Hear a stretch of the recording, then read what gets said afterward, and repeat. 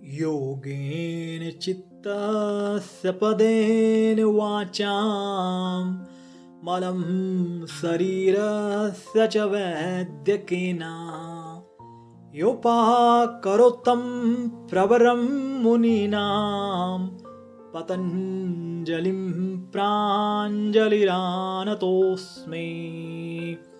नमस्ते मित्रों, यह जो मंत्र है इससे आप महर्षि पतंजलि जी का ध्यान व उनका स्मरण कर सकते हैं।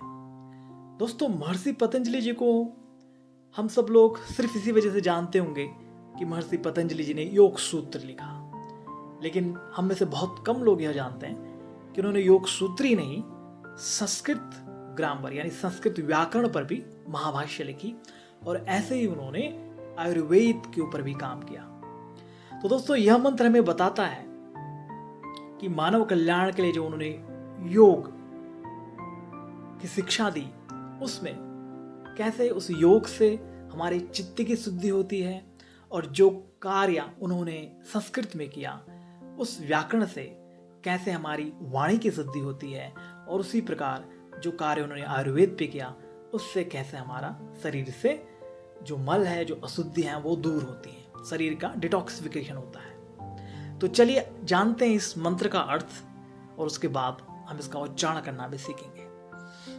तो योगेना यानी योग से, चित्तस्या, चित्त माने मन, यहाँ पर चित्त का मतलब मन से लिया है, तो चित्तस्या मन की, पदेना, पद माने जो व्याकरण है, जो भाष्य उन्होंने लिखे, तो पदेना बाय ग्रामर, बाय संस्कृत व्याकरण, वाचाम यानी वाणी की, मलम यानी इम्प्योरिटीज जो अशुद्धताएं हैं, चाहे वो शरीर की है, चाहे वो मन की है, चाहे वाणी की है, शरीरस्या ऑफ द बॉडी यानी शरीर की, च और वैद्यकेना, वैद्यकेन यानी थ्रू द मेडिकल साइंस, वैद्य यानी आयुर्वेद है ना, जैसे मैंने आपको बताया उन्होंने आयुर्वेद पर भी काम किया, शोध किया।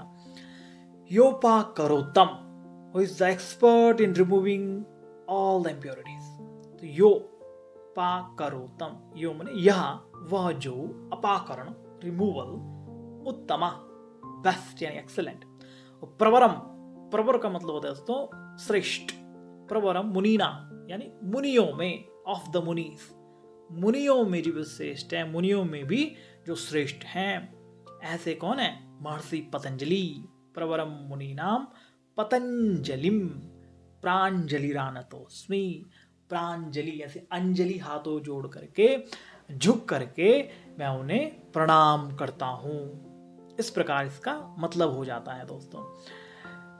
तो चलिए एक बार इसका उच्चारण भी कर लेते हैं। योगेन चित्तस्य पदेन वाचां मलं शरीरस्य च वैद्यकेन योपाकरोत्तं प्रवरं मुनीनां पतंजलिं प्राञ्जलिरानतोस्मि। मेरे बाद आप दोहरा सकते हैं।